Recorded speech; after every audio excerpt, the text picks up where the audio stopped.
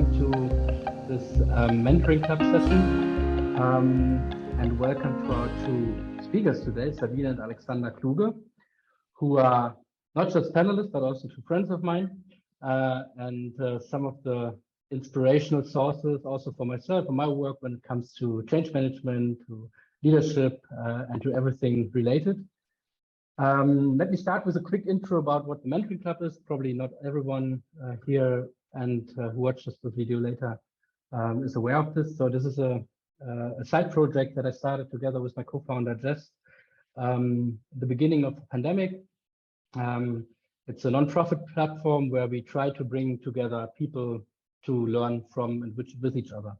It actually started just with the two of us, but after now a bit more than 2 years, we are 1,500 mentors from around the world who speak more than 50 different languages, and we did thousands and thousands of sessions via this platform.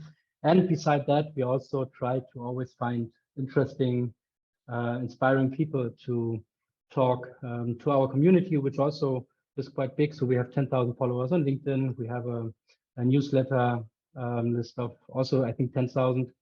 So, and to add some value, we think, or we try to bring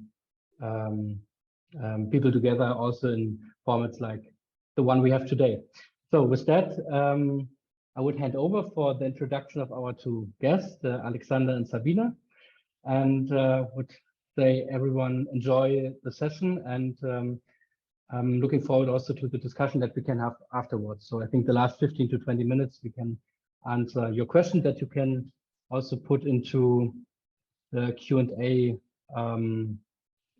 feature if you see this. This should be enabled, but yeah, we'll see later. All right. Hey, Sabine. Hey, Alexander. Hey. Hey. Thank you. I mean, we are such a small round, so if there is any question, you can also just, speak up and interrupt us while talking, and then we can, discuss together. First of all, thanks for having us. We are probably really impressed on what you have achieved as this mentoring club. I can remember the first days. And as our focus today is also a little bit about how grassroots can grow, how people can engage into topics, I think that is a very, very perfect fit from that point of view. But from the other side, you are probably mostly somehow engaged in companies where, according to our experience, people always want to change something. They perceive their surrounding and they say, if it was not like this and if it was not like that.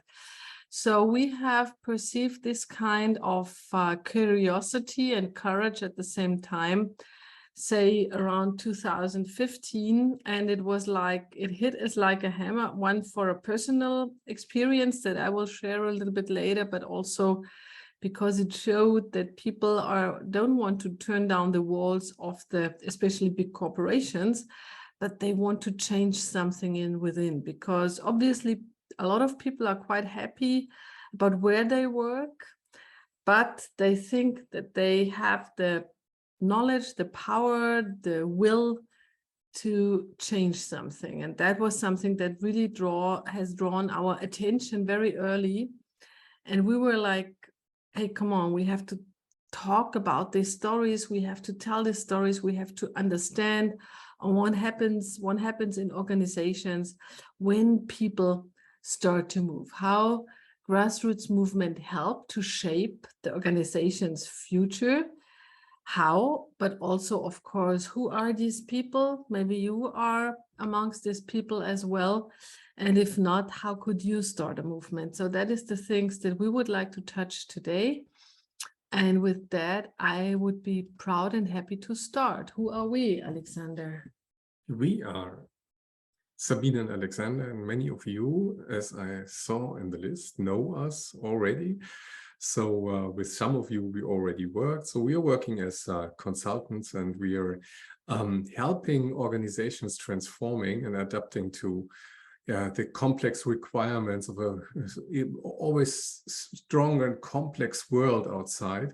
So this is something we are burning for, like we say. So it's really our it's a kind of it drives us. It drives us really, the transformational process in organizations, and to learn about, and we're learning every day about it, but we share this with our customers. So we're working very closely with customers on adapting to the new way of work. Yeah, which means we are actually no consultants. We are actually more companions. So if you translate our name consultant, the ones who know German, they know what a consultant is. It is at least somebody who is standing right by your shoulder, looking with you into the same direction, walking with you towards the same challenges. And we are always, you know, a few hands more to help people in companies to shape their future. So that is what keeps us actually awake at night. Right. So this is our mission. So and Sabine already explained why we are especially interested in grassroots movements, and movements that come from the middle of the organization. And yeah, you said you have a personal story to share, why the grassroots thing grabbed you. Yeah, I could tell this quickly or not quickly, because I come from Bavaria, and coming from the south of Germany, we have the tendency to speak very slow and to say everything twice. So if I'm too slow, and if I'm too, you know, much repeating, just give us a sign and tell us that you are bored. But the story is the following. I have been starting with Siemens in the 90s. I've been working there as a working student. And then I stepped into that company. My focus was on strategy. So that is what my studies was about. So I have started in strategies. And in the 90s, A and B, due to my generation being a baby boomer, I had to sign a working contract, and it was super clear that this is the things that I'm going to do in this company. So they are actually laid down and indicated in my working contract, and the money in return as well. And that was actually for me very, very much valid. So to be very honest, being a baby boomer, I've never thought about doing anything else but what my task in my contract was. So to some of you, this might sound a little bit strange, but you know, big corporations are organized in very, very well working procedures. And of course, it's one of the charming things of a hierarchy that everybody knows what to do, whom to talk to, who is drawing my decisions, and so on and so forth. So in fact, I've never questioned that until 2015. At that time, a colleague of mine, so we had established a social network in Siemens 2012. And at the very beginning, I was very bored of it, like probably everybody who doesn't understand what social networking is about, because people exchanged, like, you know, tips for restaurants and asked each others on where to go to that night. So I was like, okay, for this, I don't need a social network. A few years later, I realized in 2015 that people are exchanging really, really hot stuff. So the most amazing for me maybe was that there were 22,000 subgroups in these social networks, and they were discussing from bullying at work and how to overcome it to what is the strategy for Siemens, and are we happy with what our CEO does? And that struck me really, really immediately, because I wouldn't have dared to, you know, open up discussions like that. But then I started to blog regularly on my thoughts about that. And so 2015, and a handful of people came to me and they were like, do you want to join our self-organized group called Grains? You know, grain is actually a symbol in itself. And I said, yeah, what is it about? And they said, we want to change Siemens. Ah, okay, but there is a department who is about to change Siemens. No, we have different ideas. We want to do it our way. And in the first moment, I felt a little bit like a criminal. No, if I join them, this is like a terrorist group within Siemens, you know, they want to blow up the whole business. And then I realized that they have really good ideas. And the funny thing about it is like all these agile groups, and maybe you don't find it funny, but for me then it was really, okay, they showed me a manifesto on PowerPoint. This is how we work. And then they showed me kind of a contract, like a membership. And they said, okay, if you sign, you're part of the grains. I was curious enough to become part of the grain. So this is one self-organized group in Siemens, and we have learned a lot and done a lot and changed a lot, in fact, so I won't get deeper into that. But what is more interesting, I started to become a keynote speaker. And maybe not long after this, BMW invited me for a keynote. And while I hold this keynote and there is a break, some guy comes to me and says, I have to tell you a secret. We have a secret club called Connected Culture Club, and we will change the culture of BMW. And I was really surprised in terms of, okay, the grains are not the only ones. The Gallian village, you know, from Asterix and Obelix, who is changing the environment, but there are more people of this mindset. So that was the second. And then I went home to my husband and I said, this is so crazy. Obviously, everywhere in the country, in these companies, in these very, very strong, regulated, hierarchical companies, obviously people start to move. And actually, we have to tell these stories. And that's exactly what we did. So as I said, we did a little piece on science on the one hand. And of course, we put a lot of effort in meeting these people and talking with them, understanding their stories, and making their stories actually tangible for all the others. And that was actually the core and the heart also of our works. Make the stories tangible for all the others who wants to start to move. Yeah, and a little side story, because some of you know us from a different context. Of course, the Working Out Loud movement was a part of these thoughts, because the Working Out Loud movements, they started usually from the middle of the organization, not someone in top management decided to do it. There were employees, very engaged employees, ambition with big ambitions that started that movement, and that was so interesting for us that we took a look into the world community too in our book. So this is what our book is about. We wrote this, published it 2 years ago, and we started a podcast where we will share a few thoughts on this later. So as we talk about movements from the middle of the organization, we would like to ask you, and this is now your part, to open a web browser and or use your smartphone and go to menti.com and use the code 196774431, because we want to know what is your view on hierarchy in organizations. Because when we talk about movements from the middle of the organizations, then we talk about movements that sometimes really do things that probably are not in sync with the hierarchy. No, not probably, very sure they are not in sync with the hierarchy. So let's first have a look at the hierarchy. What would you say, what is the function of a hierarchy in organizations? 196774431. Guidance, reliability, right? Outside communication, alignment, regulation as well. And there are a number of terms that are used in a very positive way, and some of them are, you know, both and, like safety. Okay, that's for sure positive and true. Hiring, salary. Yeah, very legal requirements, yes, very important. But then provide also, yeah, and that is actually a very a relevant topic.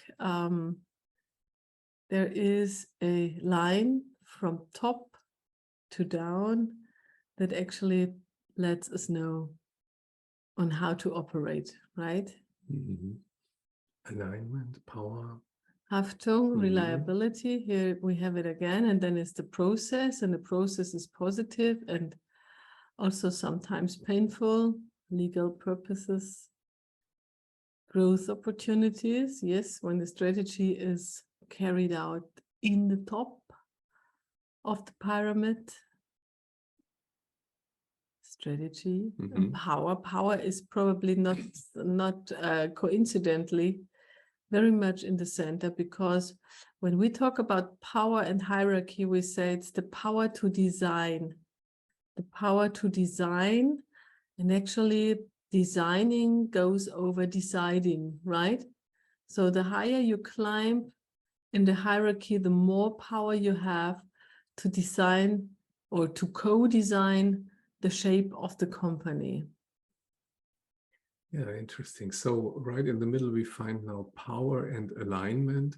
And if we think of power and alignment and how organization works, what would you say, which organizations do best with this? The old organizations like the army, for example, it works top down perfectly. It ensures alignment. It's very clear who's in power, and it's very clear who's in the front row and has to be shot.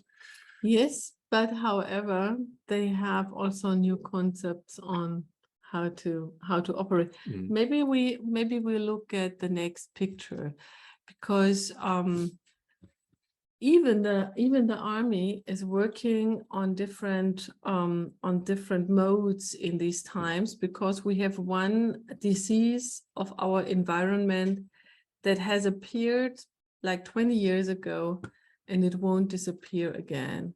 And that is actually complexity. The artist with the name complexity, and complexity has a lot of indication. One is speed. Another one is information volume.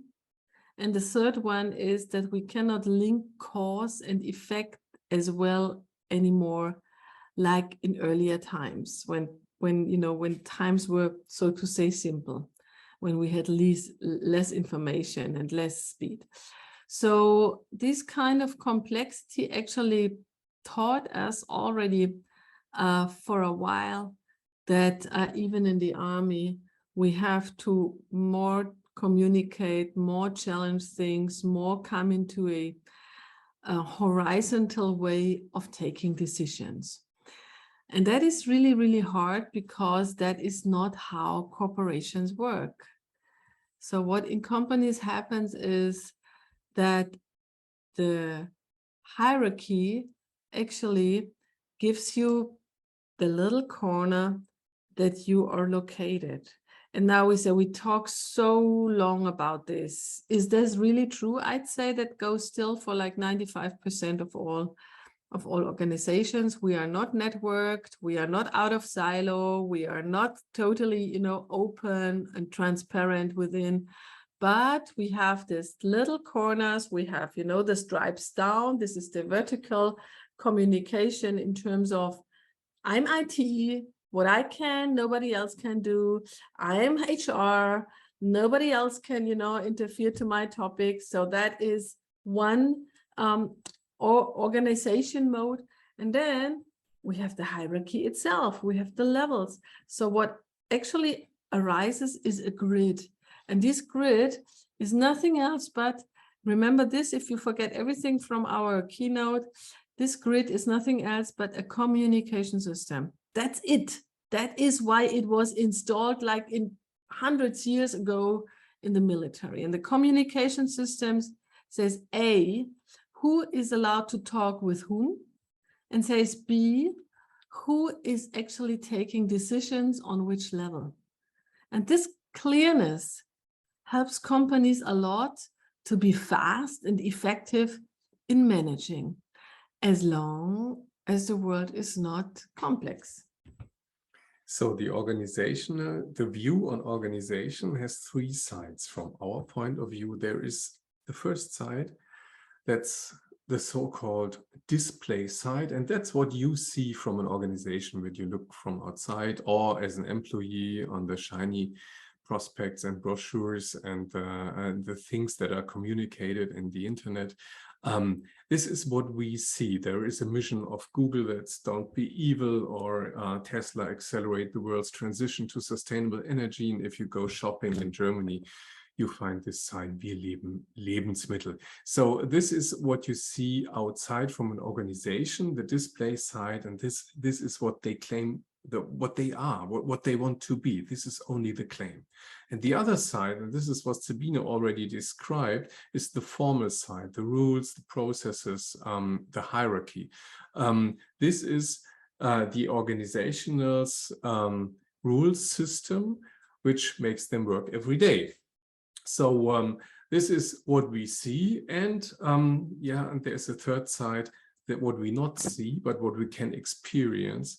This is the informal side. So behind this formal hierarchy, there are lots of relations between people. There are stories they share, how we always have done business. And this is not written down anywhere. This is only said from one ear to another. Hey, you know, we always did it this way and we always will do it this way. So this is the informal side, which you cannot read at the organizational handbook. And that was probably the hardship during COVID, because once people have been onboarded during COVID, so who of you can we see hands? Can you raise hands in a way? I don't see raising hands, but some of you. We can raise hands. Yeah, cool. Yes. Who of you, all of you who have been onboarded during COVID have probably made this experience that, you know, you can learn a lot about the quality handbook of your company. And I know, Bastian, that it goes for you as well.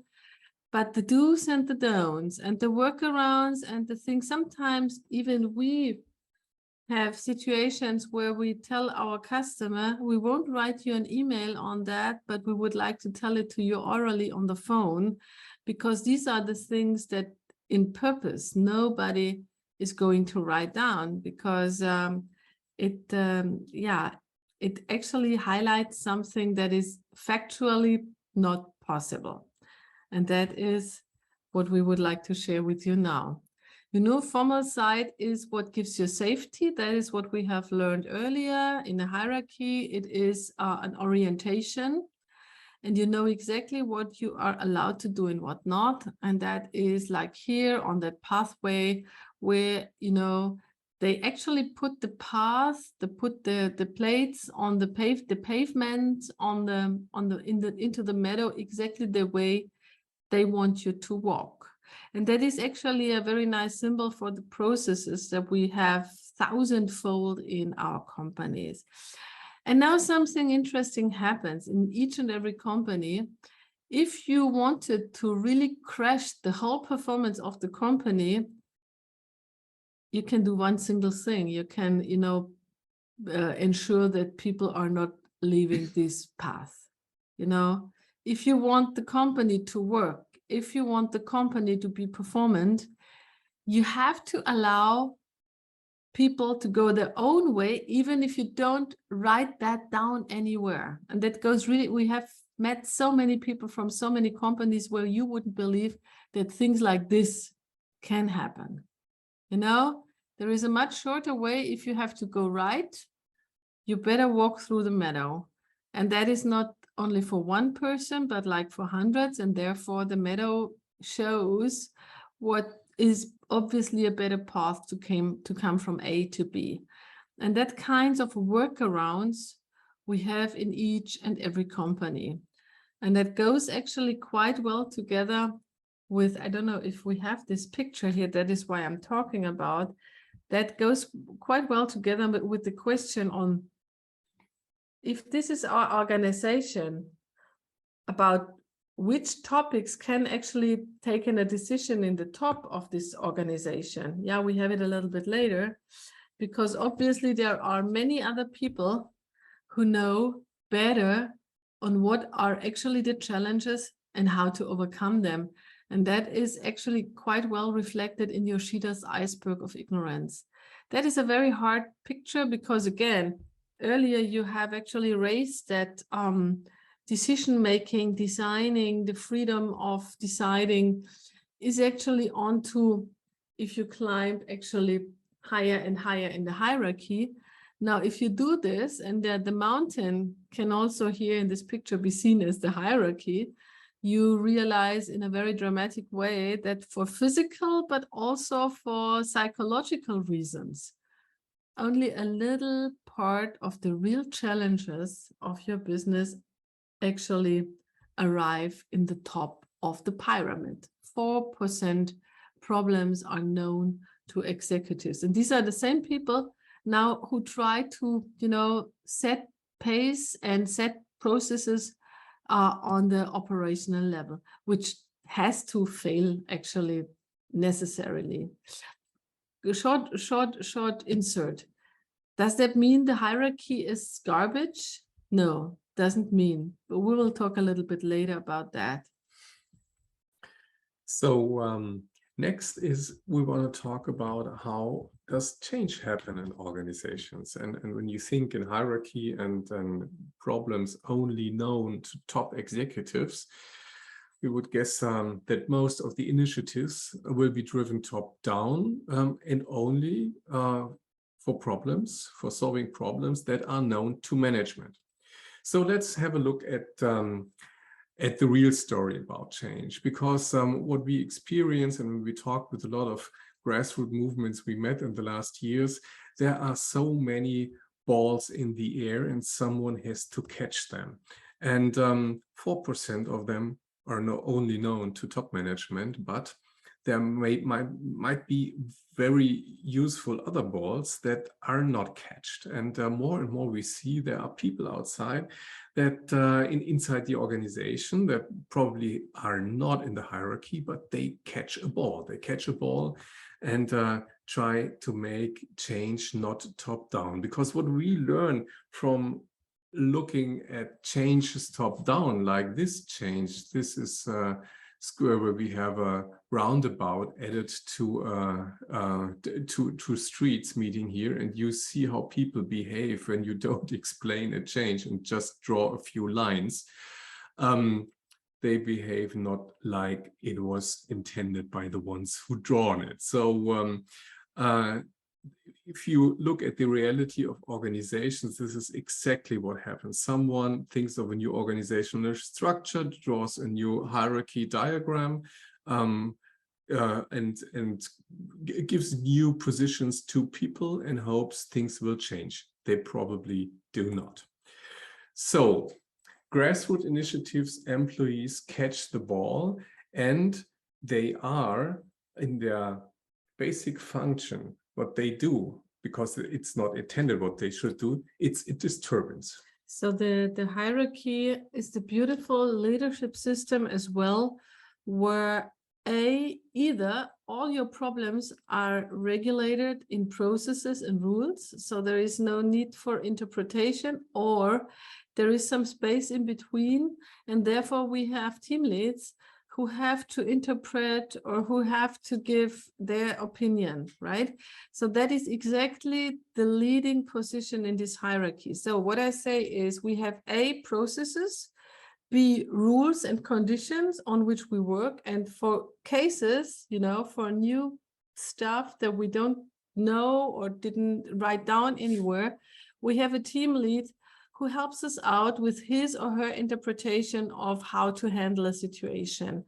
Everything is organized in this pyramid, therefore, and then everything that happens not according to this plan needs to be a disturbance perceived by those who rule. And I mean, this term of disturbance here is a term from sociology, right? It's not disturbance in the sense that we appreciate or not appreciate this kind of things where people start to move, but the hierarchy works best if there is no disturbance from people or from activities that are not either process or rule condition or designed by a leader who was assigned and nominated and gets power of his position. And that is the new thing. That is the one thing that struck us in 2015, that there are all of a sudden disturbances like that. And as I said, this is just the sociology phenomenon, call it disturbance. But in fact, it also feels like disturbance for people who run this company, because this is kind of out of control. You know, people start to do things and we pay them for other things, and we have actually told them that they should do other things. So you can imagine quite well what happened. There are organizations who are very open on that. They shout for people like that in terms of, hey, you are invited to, you know, co-create this company in the future with us. But in a traditional company, you have different leadership style. So these guys, and I have to say these male guys, mostly felt really disturbed by, you know, these people who want to hang around. And therefore, the politics, the way of becoming a grassroots movement is very, very tricky.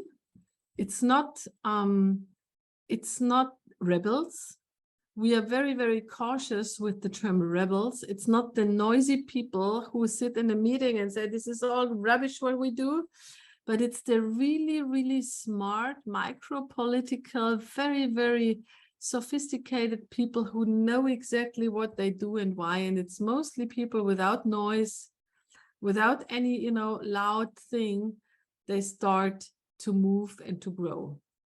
Yeah, and when we talk with people who really catch the ball and analyzed what they really did and how they could expand their influence, their way of influencing actual politics in the organization, we found the image that's for us very, very, yeah, it fits perfect, like a culture medium. That's what you see here, Petrischale in German. A culture medium, they found a way to organize themselves, to attract new followers, to work with new followers, to find people who are interested in the same topic in organizations. And if there is a culture medium where the right penicillin can grow to solve our problem, it will grow. It will grow.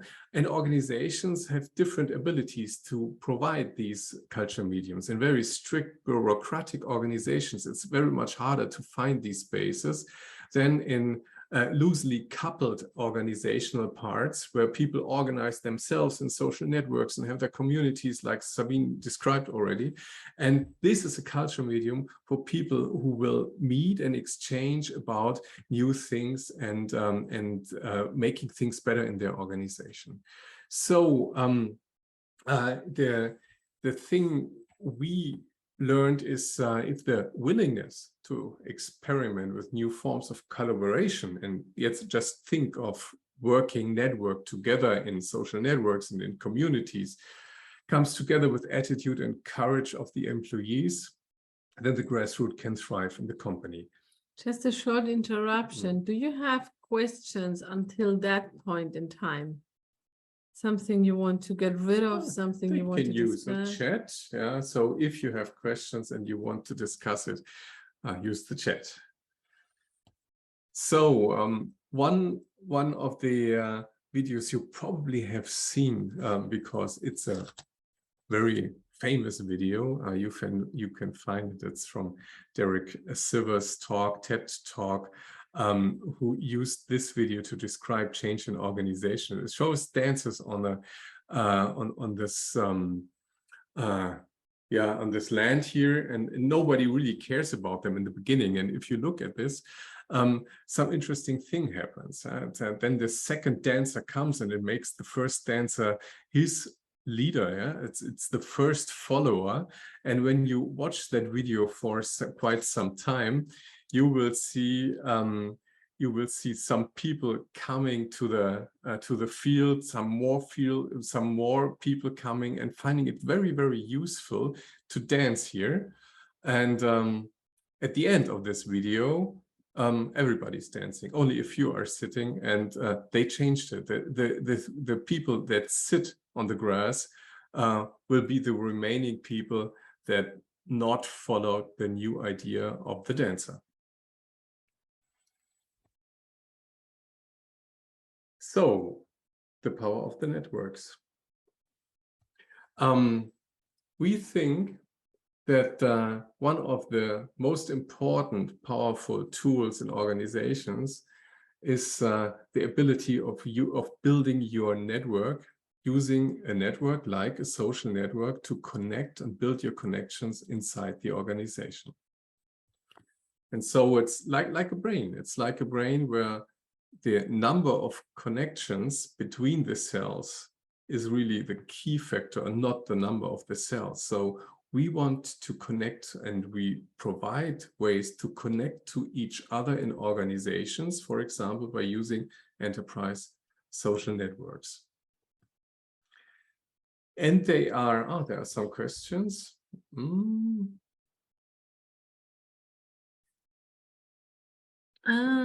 There is the first experience of a Grassroots, Cecilia. Funny that you say that, Sabine. I was an unknown within the organization. Yes, yet I started 2 big initiatives, Small and Diversity Network. Yeah, I can think that that was a very exciting journey, Cecilia. Would you like to share this with us shortly?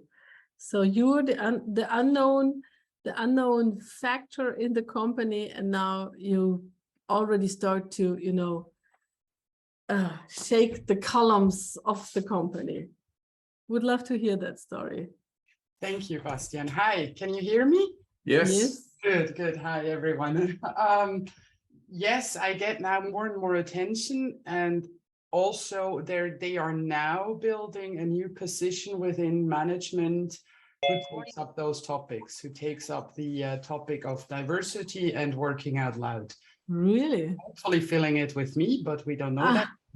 You have to apply, or how is it? Yes. Yeah, okay. You will make the race, huh? But it was very exciting because I had one big sponsor. The CFO of the company was my sponsor from the beginning. Yet that was really weird because I was at the low tier. I'm just just an accountant. Yet I have a different, I do have the knowledge of change management and coaching because I am in my other company, in my own company, a change manager and coach and transformation manager. So that gave me the power from within, the intrinsic power to do that.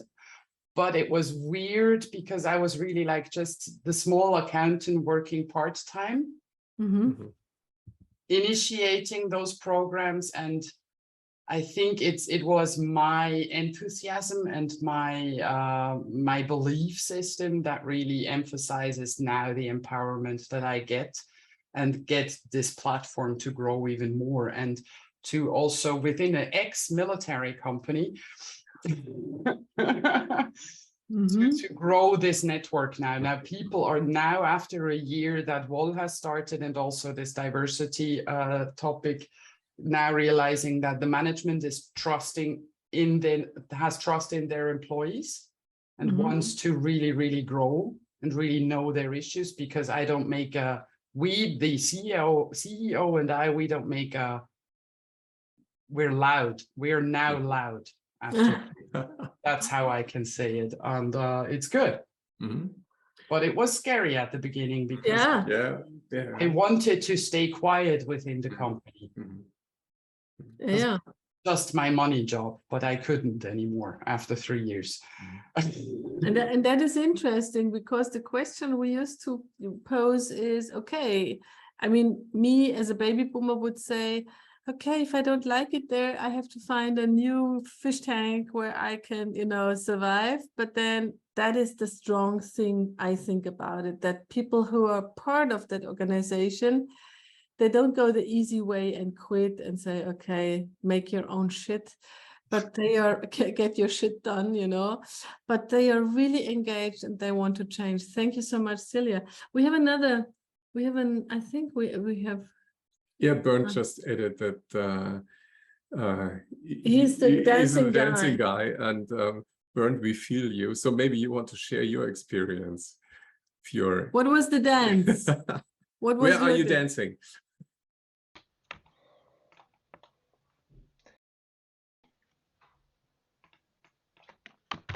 We hear something, but then we don't hear you we talking. hear you typing.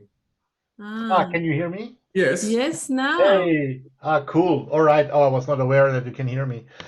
Yes, yeah. So I'm in Airbus, also a big community, and really, Celia, we really need to align. It's basically the same. Well, you sometimes really feel like that dancing guy. Yeah, people laugh at you. They say, "Hey, what are you doing?" But indeed, Sabine and Alexander, so at least 2 times I really succeeded in these grassroots, where people bought it, where the management bought it, where the innovation was sponsored. So the only what I can recommend is really to stubbornly go ahead and do not stop and persevere, so that you really make your idea come to life. So don't stop. It's a wonderful methodology you have written in your book, and it helps me a lot. Thanks so much. Thank you, Bernd.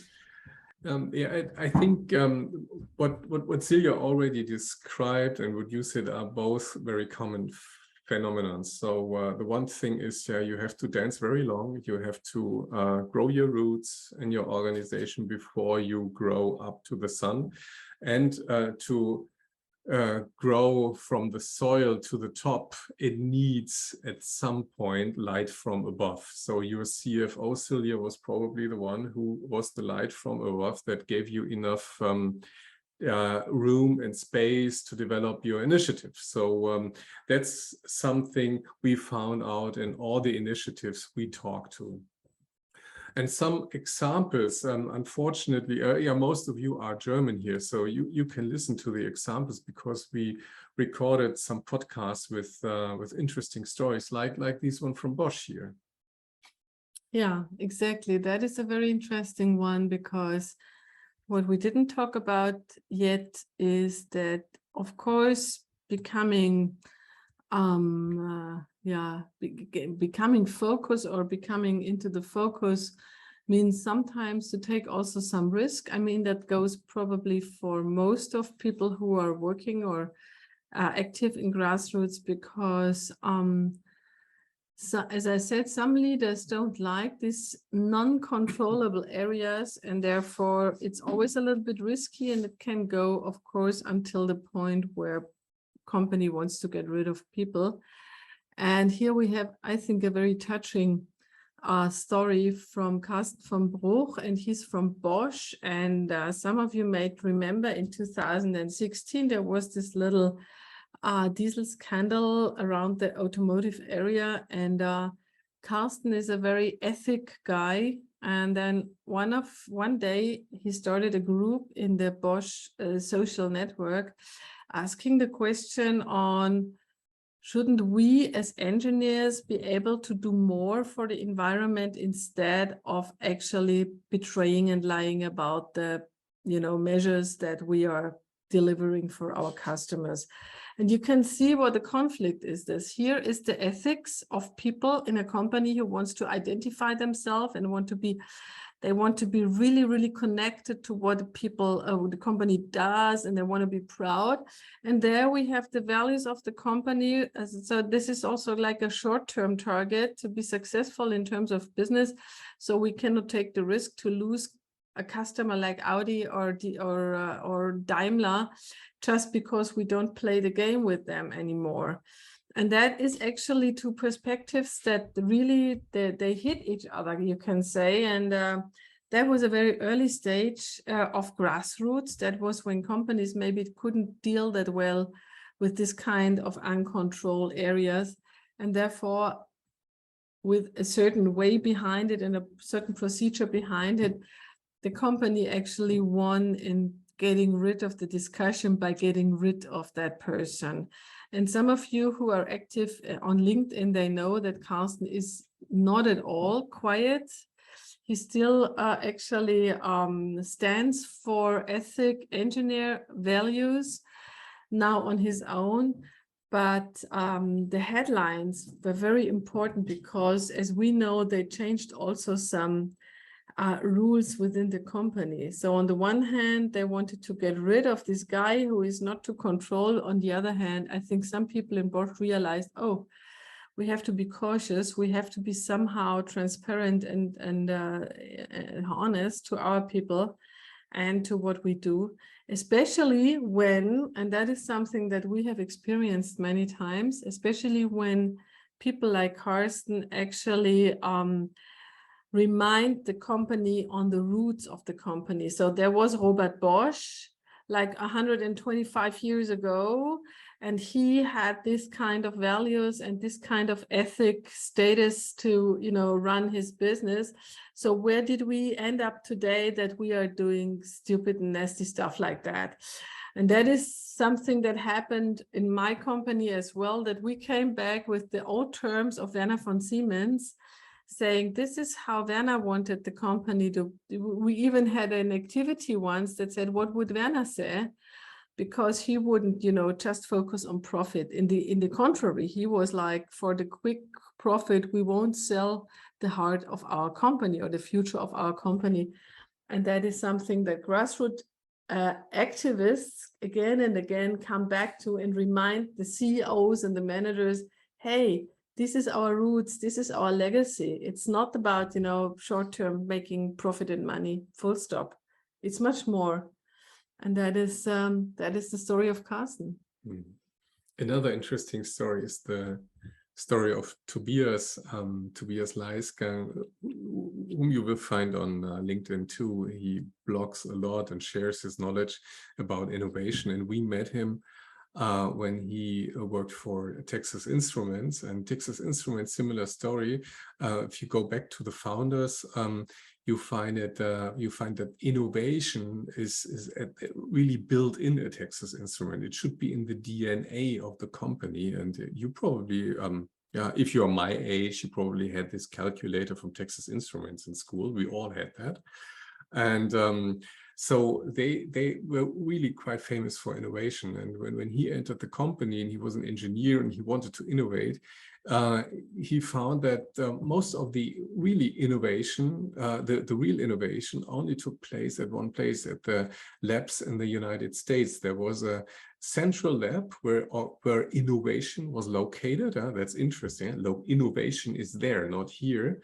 And there were the companies, the subsidiaries in different in different countries that really did. Yeah, they only did execute the strategy from central. So he wanted to change that, and he started to build a little innovation initiative at his location, starting with booking a room with some money he has left in his budget, and organizing some food and drinks, and organizing a regular innovation evening. And that's what he did for quite a long time. And the initiative grew and grew and grew. And this is the good story about it, that the local responsible top management really acknowledged his work, and they helped him to expand it further on. And I would love to add another thing, that once you are, or most of you are probably working in traditional, more or less traditional companies, one thing I would like to add, Tobias' superior, she came home one fine day with the claim that we are an innovative company, something like that. And then something happens that we observe many, many times in companies. Everybody is shouting all of a sudden, we are an innovative company. And there is this nasty guy, and he says, number one, what the heck is innovative for us? Because is it this incremental nitty-gritty, we make one screw a little bit better? Or what is innovation at all? And how do we in general define innovation in our company? So this language course, we are in a company, we are constantly talking about abstract terms. trust is one of the most favorite terms that we hear 100 times a day. Of course, we have trust in the company. And then I asked somebody, what do you mean by trust? And we did this in an interview a few weeks ago, and this person tells us trust is that we could, now this was really a term, an idiom, we could send our people home during COVID and we could trust that they are really working, because in the retro, we saw that the performance didn't go down.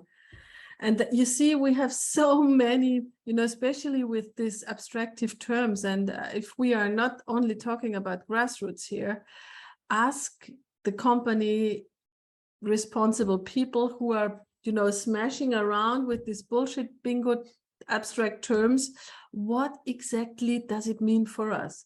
So Tobias said, I don't see any innovation here. We are doing just incremental stuff, making a button a little bit bigger or a little bit slower.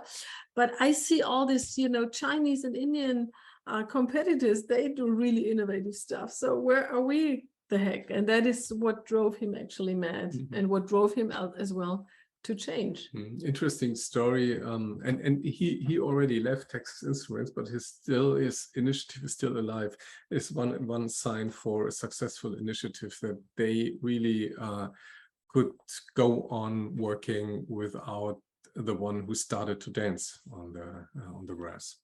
So finally, looking back, you remember this this little picture here where people decide where they go and not use the formal structure. It needs sometimes someone who says, okay, it's allowed to use this thing. And we found the story here in the German newspaper where they decided to ein Trampelpfad befestigen. So that means they really built the formal structure after they checked the informal structure, because everybody uses it. And this is very often the end of a grassroots initiative, because they changed what they wanted to change. This is really tragic for some of the grassroots movements, because they end if they succeed. But it made their world really, really better. So this is what we wanted to share with you. We are here and open to discuss for a few minutes now. For 2 minutes are left. Okay, so one last question. No, it's not 2 minutes. Is that true? Really? Yeah. Is that what the director says? Sebastian says 1 hour. I had the blocker I think, we have a couple of people here. We can extend by a couple of minutes. That's okay. Nobody holding us back. There's no formal structure that tells us to do so. Okay. If there are questions and comments. Okay, so we are here. We are open, at least for a few minutes, if you want to discuss with us some of the things we shared with you. Maybe while people think, I have two thoughts here. One is, you already introduced the mentoring club as one of these grassroots movements, right? It's not even bound to within a company, but what we had a couple of these elements that you showed us, right? So mentoring is one of these terms that we never thought about. What is mentoring, right? And it's like this long-term relation between people, and people told us, you cannot use this term, and you can also not call this coaching or whatever. We stick to it, and in the end we redefined it in that sense, right? That people don't have long-term relationships with mentors, but with the platform, talking to many people. Another aspect is this not being held back by formal structure, but just following your heart in a way. So we saw something and it happened, and then there are few dozens of people following us, and step by step it grew, right? And now it's kind of a thing that is kind of an official platform, and still managed in the same way, right? On the weekend, in the evenings or lunch breaks like today, and my normal job. It's quite interesting, because it's kind of a good testament for how such movements can work if you just have a good coalition, if you get support, and if you just follow your heart in a way. And the other element, because I'm a manager, right? I'm in these companies, one of these big tech companies, Zalando. I'm a director, leading a quite large part of the company. But still, I tell the team leads that I work with, and I also see this for myself, one of the most important aspects of leadership today is actually not control, and it's also not, being good in Excel, but it's like thinking and acting like an activist. That's what I tell my people. That's kind of also how I see my job, because in the end, this won't help you, right? Leading your organization is also almost like a grassroots movement, because you have all these elements coming to you, right? So you have to be good in telling stories, you have to be good in building coalitions, you have to be good in yeah, as I said, right, working like an activist. And I think your talk today was a really good summary of this. So thank you. Yeah, very, and I would beg that, because if I ask that question, any chance that we share some few key takeaways to carry out grassroots movements in an organization, and you already mentioned it. Yeah, you need communication skills. You need to find the followers, and you need to find a way to to communicate your goal, your mission to others and connect to others. So it's very important to have this connecting skills and maybe this connecting platform. Of course, that's why we mentioned that social networks who are really a driver for internal networks, and of course external networks too, because it strengthens the weak ties that you can use to become a successful and powerful movement. So the first thing is to think about, is this the right topic we share? Yeah, find your followers, build the community, and really engage with them, and try to build your small little informal structure, which can be really powerful in the future. And find a sponsor on your way. Look for a sponsor that you have on your way to become much more powerful and to execute. May I add just one more thing?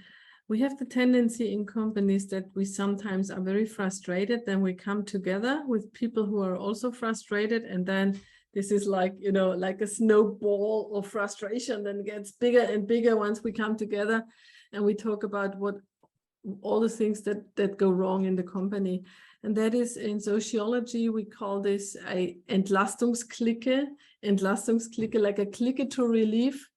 Just, I come, I vomit about all the shit that happens. And then, we feel a little bit better, a little bit relieved, relief clique, and then we split again. And the opposite of it is a strategic clique. Is a circle of people who has a plan, who has an idea, who has kind of a roadmap, even in terms of communication, but also in terms of activities. And that is actually the workload. That is actually the harder part, because if you want to change something, the Entlastungsklicke, being relieved on the, on the things, helps you a lot for your soul. But to change things, you have to be strategic project. And that is a little bit hard, because the metrics of these activities are actually the same, like the ones you may want to escape by doing the grassroots.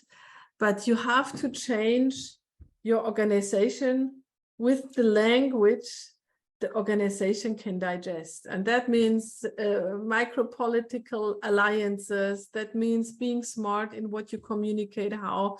That means not, bring people up against you. So, but that is what we also perceive. So many of these people are very successful, and you can hear all their stories in that podcast. That one is for free. If you are not so much the reading person, the podcast can bring you up to speed on that. All right. Are there any more questions in the audience of a few takeaways to carry out grassroots organizations? Maybe as a summary, the 3 to 5 most important points for starting grassroots movements. There's maybe the most important thing is start to dance. Start to dance, and everything else what we said. Build your networks, connect to your followers, share useful things, and at some points build your network in your organization to find maybe a powerful sponsor.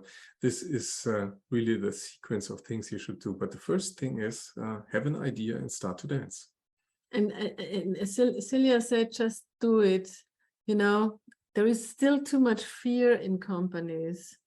And for you, very personal, and not only with Grassroots, but also with Grassroots, become clear about your fears. What is the worst thing that can happen to you in general? There is so much fear to speak up in the company, to share failure in the company, you know, to be really, really transparent in the company, to do things differently, even if you know better.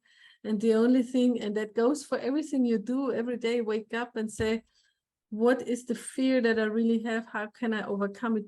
Do I have to be that afraid? Because the fear to not do things is sometimes such like a cloud over our head. And once we make a little balance sheet and say this and this and this is the worst thing that can happen to me. Ooh, these 3 things are not so bad. They are not threatening my life. You start to, you know, you start to become, you get space for your activities. And the fear is a very, very important thing you have to get rid of, even the individual fear. It's not, this is not something that the company does for you. Just be self-confident and know that you're so valuable that if they want to get rid of you because you took a risk to, you know, be yourself in the company and to bring your ideas into the company, it's just across the street where you find an equal place. That's my experience. 1 door closes, 2 doors open, especially today. So don't be afraid of anything. All right.